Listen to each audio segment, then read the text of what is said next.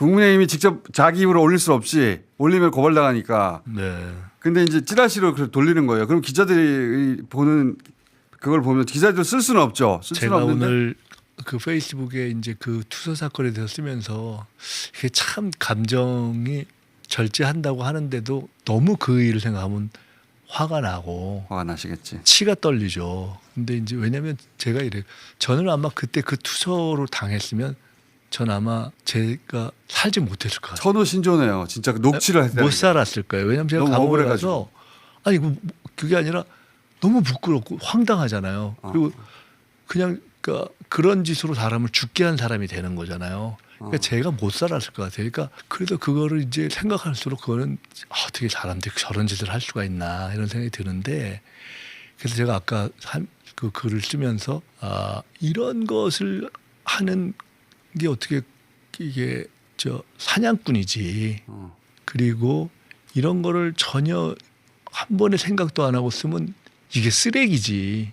이게 쓰레기 찌라시지. 이제 이런 표현을 썼는데 이거를 이제 우리 주변의 보좌진들이 너무 세지 않냐 그러던데 그 이하 옛날에 그 사쿠라라는 표현을 썼을 때처럼 다른 표현이 적합한 게 없더라고요. 자, 하여튼 그 국민의힘에서는 우리 의원님을 어떻게든 낙마시키려고 그래서 지저분한 사람 만들려고 엄청 노력할 텐데 잘 방어하시고 고생 좀 하시고. 방어가 아니고 저는 굉장히 야권에 인내하고 온화한 총리가 되면은 그렇게 돼보려고 노력하는 마음을 먹고 있습니다. 자, 이런 이야기들은 다 어쨌든 찌라시에 돌고 있거나 저쪽에서 제기하는 것들인데 잘 대응하실 거라고 보는데 그 이재명 정부 있지 않습니까? 네. 지금 뭐 인수위도 없이 들어가지고 지금 아직도 정신없긴 할 텐데 홈페이지도 안 만들었어요. 그럼 예. 홈페이지는 왜 지우고 간 거야 대체? 홈페이지도 자기 건가? 홈페이지 코딩까지 다 날리고 하던데 그건 그렇다고 치고 이재명 정부의 가장 큰 특징이 뭐가 될 겁니까? 보시기에. 저는 대통령님께 그런 말씀을 드렸는데요. 저희가 집권하기 전에도 원턴 원치 않던 새 정부의 6개월은 외교 통상에 전력을 기울이는 시간이 될 수밖에 없을 것 같다. 외교통상. 왜냐하면은 경제와 민생을 살려야 되는데 어려움도 풀고 투자도 하고 뭐 여러 가지 해야 되지만 가장 큰 틀이 국제 경제 질서의 변화 속에서 결정이 돼 버리잖아요.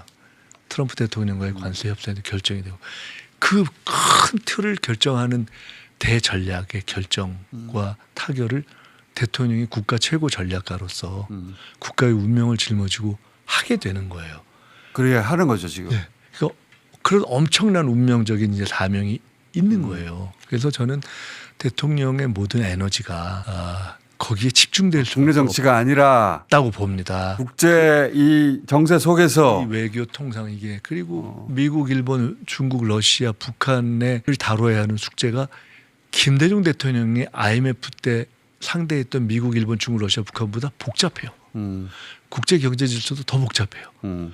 그리고 전체 상황을 해결해야 되는 것이 그걸 해결해야 나머지가 풀려요. 그래서 저는 그것을 하는 외교 통상에 우리 대통령 에너지가 집중될 수밖에 없다고 생각하기 때문에 그것을 집중하셔야 되는데 그러면서 생길 수 있는 하여간 집중력을 안정적으로 뒷받침하도록 그 초반 6개월 동안에는 제가 총리가 되면 전력을 다해서 목숨을 걸고 내가 막을 부분은 막겠다 이런 생각을 하고 있습니다. 국내 정치 처리할 거 그렇게 말씀도 드렸고 그러니까 대통령이 그 문제에 온전히 집중할 수 있도록 예, 그것이 온 국민의 운명이 걸려 있기 때문에 대통령에게 그런 전략적 사고가 있습니까? 그렇게 그 온몸으로 느끼고 계시죠. 제 말은 그 필요가 아니라 그런 전략적 사고 능력이 있냐는 거죠. 저는 그 가장 잘할 거라고 확신합니다. 그래서 그렇게 그런 대화를 저희들이 나눴고 그런 생각을 하고 계시고 그래서 그거에 전념해야 된다고 판단하고 계시고 그래서 그런 상황에서 또 보완되어야 될 부분을 제가 아까 표현했는데 제가 정말 저는 목숨을 걸고 제가 막을 생각이고 제가 할 일을 다 할 것이고 대통령께서는 그 부분 최선을 다해서 함께 이렇게 잘 서포트해라 이렇게 생각하고 계십니다.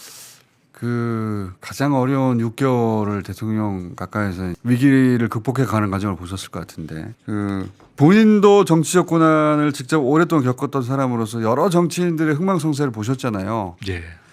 이재명 대통령의 특장점은 뭡니까? 문제 해결 능력일 거라고 봅니다. 저는.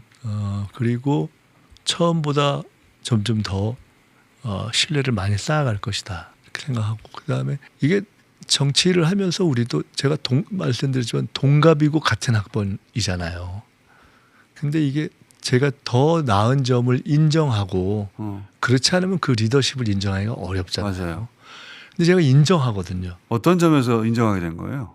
전에도 그런 모습 굉장히 그 뭐랄까요 흥미로운 예. 커플로 봤거든요. 예. 제가. 제가 왜냐하면은 잠깐만 요 얘기만 할게요. 한 사람은 중학교 고등학교도 못 나왔어요. 한 사람은 과잉학번이에요.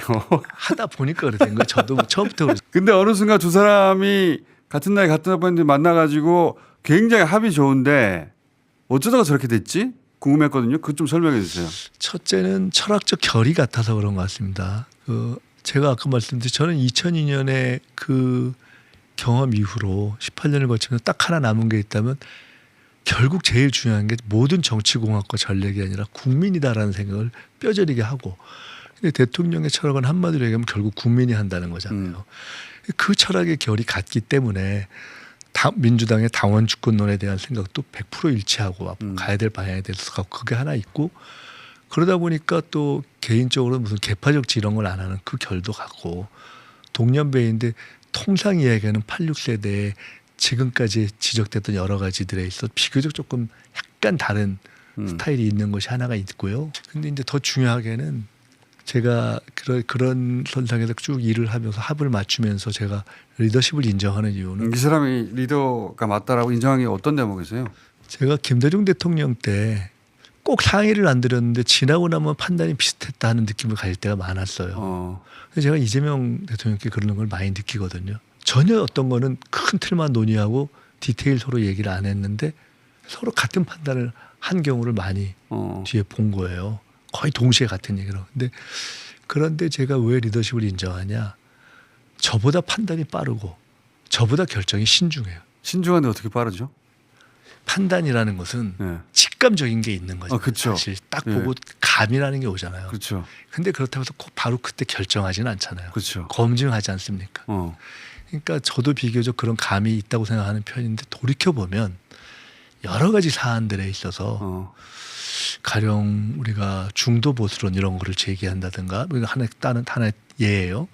또 다른 여러 가지 사안들에 있어서 저희 내부에서 결국은 저희 당 전체에서 가장 판단이 빠른 나는 전 생각을 한 적이 많아요. 이재명 대표가 대표 예를 들어 시절에 금투세 정책에 있어서 금투세 같은 것들을 뭔가 손을 봐야 된다라는 것을 내부에서 그렇게까지 민감하고 중요하게 생각 안 할 때 먼저 문제 제기를 했어요. 근데 그 먼저 생각하는 그 차이가 꽤 앞인 거예요. 근데 제가 별로 문제를 느끼지 못했던 때 문제 제기한 경우가 많아요. 그러니까 저보다 빠른 거죠. 물론 어떤 경우 때는 제가 더 먼저 생각하는 이슈들도 있을 수 있어요. 근데 그런 중요한 이슈들에 대한 본능적인 직감이 빠른 경우가 많고 근데 최종 결정을 하는 데 있어서 저도 비교적 신중하게 하려고 좀 저도 꽤 보수적인 판단을 하는 사람이거든요. 특히 선거를 이런 거 할 적에는. 근데 대통령은 어떤 결정을 해야 되는 데드라인에 마지막까지 10의 결정을 되면 9.99까지 씁니다. 스타일이. 훌로 마지막까지 쓰고 또 하나는 늘 소위 레드팀을 두는 게 습관이 돼 있는 분이에요. 그래서 꼭 하고 자기가 듣고 싶은 얘기만 듣는 게 아니고 항상 레드팀을 지정하고 꼭 레드팀을 이야기를 마지막에 청하고 가급적 토론이라는 게 일방화되지 않도록 하는 분위기를 만드는 것의 중요성을 아는 분이에요. 근데 저는 그것이 어떤 과정을 통해서 저분이 저런 리더십 스타일을 익혔지 하는 것을 생각해 볼 때가 있는데 어쨌든 성남과 경기도지사 도정을 통해서 그런 걸 한 것이고 영어 도우랑 많이 당했으니 그런 것도 있죠. 이제 물론 이것과 다른 예를 들어 과거에 계곡 문제를 해결하는 그런 어떤 현장 돌파력 이런 것은 별개입니다.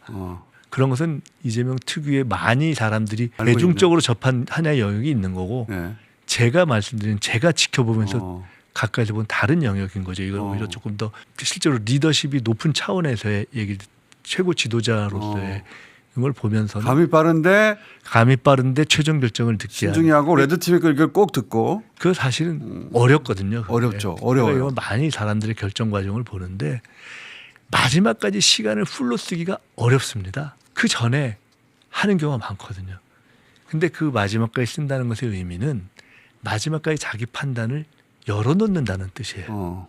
그러니까 내 판단이 어느 정도 직갑이 있지만 경우에 따라 그걸 변경시킬 수 있다고 열어놓고 그것을 할 수 있는 제도로서의 레드팀이라는 것에 자유를 주고 저는 그것을 가장 핵심적인 말씀대로라면 정말 훌륭한 리더인데 의사결정 과정이 굉장히 그것이 중요하다고 생각합니다. 그래서 그거는 저는 이렇게 표현돼 같이 일했던 상당수의 사람이 저는 그 점을 인정하는 것이 아닌가 이렇게 봅니다.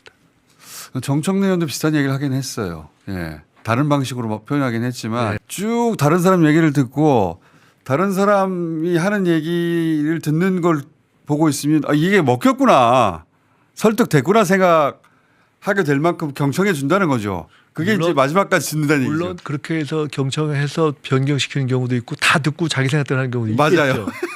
근데 그건 뭐 당연한 거죠. 그거는 그치. 고집이 아니라 종합적으로 들어봐도 자기 판단이 더 맞을 수가 있을 때 그렇게 하는 것인데 근데 그 마지막까지 듣는다. 그런 거죠. 근데 굉장히 중요하고 저도 성격이 때로는 경험을 통해서 제가 좀 천천히 결정하지 원성격은 급하기 때문에 네. 생각은 그렇게 하면서도 빨리빨리 마음을 정하는 경우가 있는데 우리 대통령 그러니까 대표 시절에 보면은 안 그렇더라고요.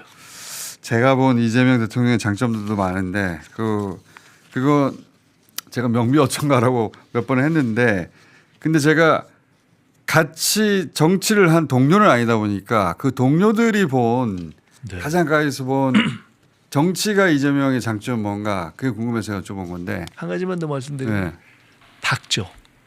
그게 중요한 거라고. 맞아요. 그러니까 이게 토론을 하는 이런 과정에서 어둡지 않기 때문에 맞아요. 그거 참 신기한 대목이에요. 네. 인생 전체가 고생이 많은데 굉장히 밝아요. 기본적으로 밝고 이렇게 긍정적으로 파지티브하기 때문에 명랑한 사람입니다. 네, 그러니까 그래서 제가 한마디로 얘기하면 이재명은 유쾌한 토론가다. 제가 그렇게 얘기를.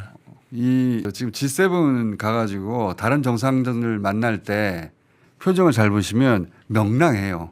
약간 개구진 면이 있습니다. 개구진 게 있죠. 그래서 아까 이제 잘할 거냐고 보셨는데 잘하는 거 외엔 대안이 없어요. 잘 해야 돼요. 그래서 무조건 제가 이런 얘기를 하는 겁니다. 야당도 네. 한 2년은 좀 봐주고 도와줘야지. 못하면 그다음에 평가하면 되잖아요. 야당이 그럴 리가 없죠. 국민의힘이. 하여간 그렇게 되도록 인내심을 갖고 하겠습니다.